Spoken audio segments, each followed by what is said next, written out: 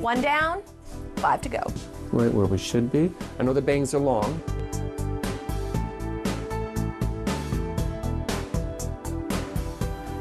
Cynthia Mulligan has been sharing her experiences with us after being diagnosed with breast cancer.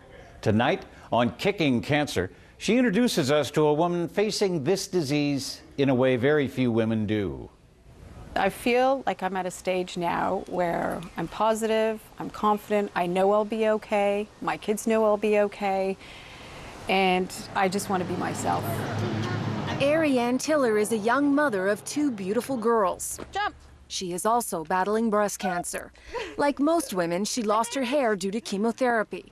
Unlike most women, she is choosing to go bald in public. It's a very liberating feeling, I find. And it is empowering, actually. It's a good way to put it. Just to say, you know, why can't I go out like this? What's the big deal? I met Ariane in the hospital at Princess Margaret Hospital. I was sitting in the waiting room after meeting my oncologist for the first time. My very good friend had just left. I was sitting there alone, waiting for another friend to come and hold my hand. And I was in shock and devastated. And along comes Ariane. She's bald. She comes right up to me and starts talking to me. She knew I was lost. And I adore her for it. And I was looking at her, and she was so fearless, with nothing covering her head. It didn't bother her in the least. I was very impressed. If you take a walk with Ariane, you'll see that people turn and look at her. After all, it is unusual to see a woman who is bald in public. What would you like to say to people, strangers that you pass on the street, who might be uncomfortable? Right. I'd like to say, you know what? It's okay. I'm like you. I'm like her. I'm like everybody else. I am sick right now, but I'll be fine. And I wish this society could just be a little more accepting of women who can walk around bald. Men can walk around bald, and that's okay. Ariane had long, dark brown hair before her diagnosis. She did buy a wig, but she hates it. You know who really, really doesn't like it is my husband. How many times have you worn it? I've worn it once. No, twice. You know, you can't do much with it. You know what? It's not I great. like you better without. Out the wigs. Well, of course. Look at this wig. It's terrible. So it's hot and uncomfortable. Is it okay if I take my wig off? Take it off. Oh, I really don't like it. Wow, I'd love some. When your mom first lost her hair, what did you think?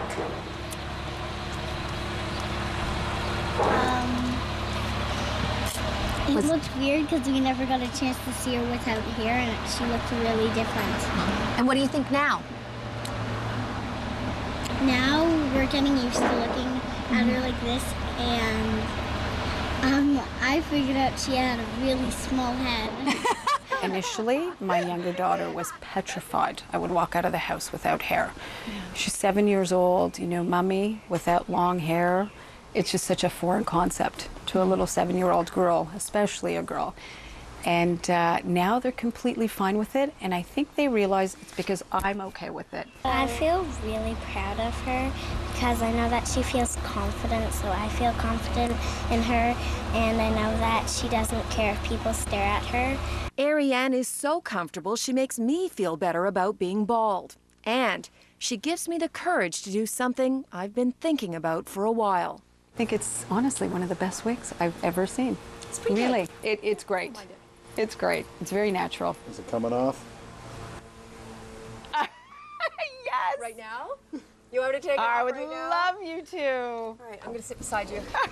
Should I? It'll work. I think Yeah? 100% you should. Okay, hang on. Here we go. Look how beautiful you are. See? You have a small head like me. Just like me. Okay, I'm only doing this once. Enjoy it while you can, Pete. Put them together. Oh, there we go. The tag team. Oh, your head's hot. This whole battle against cancer is about conquering fear, because cancer is terrifying.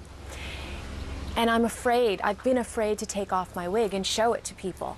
So by doing so, I've just conquered another fear. And it's empowering. I feel stronger. It's sort of like, okay, I did that, next. I feel better. I don't know if I'll do it again, but I'm glad I did it. I'm not walking in the street like this. I know. I can't. I know. We're not asking you to do that. No. Baby steps. Baby steps. So it's baby steps. Yeah. Okay, cut. There's a reason why you did it. We were talking earlier on. You felt that your image on camera is a little too healthy looking. That you want people to understand this is not a cakewalk. This is not an easy thing. I think this wig is so wonderful. I've created the illusion that I look fine and that I'm fine. And, you know, this isn't easy. And I'm not okay. I'm going to be. But this is a battle, and I'm fighting for my life. And people should know that we are pre-recording this because when we put it to air, you will have undergone another round of chemotherapy. That's right. And you won't be feeling very well. No, not at the moment. Tell me what it feels like. Has it really knocked the starch out of you? Oh, you feel so sick. I lie on my bed flat on my back with a cold compress and can't move. Yeah, it's rough. It's rough. How are the girls dealing with it? They're doing really well. And another reason why I wanted to show myself without the wig is it's conquering fear. It's wiping away any illusions. But I also hope that one day my daughters will look back on this as adults and be proud of me as Ariane's daughters are, and know that I just tackled this with everything I had. Mom had chutzpah. That's what I hope. Yeah, all right. Mom has chutzpah, all right? Okay. Okay. Now, remember, you can read Cynthia's blog about her fight against breast cancer on our website, citynews.ca. Just click on blogs.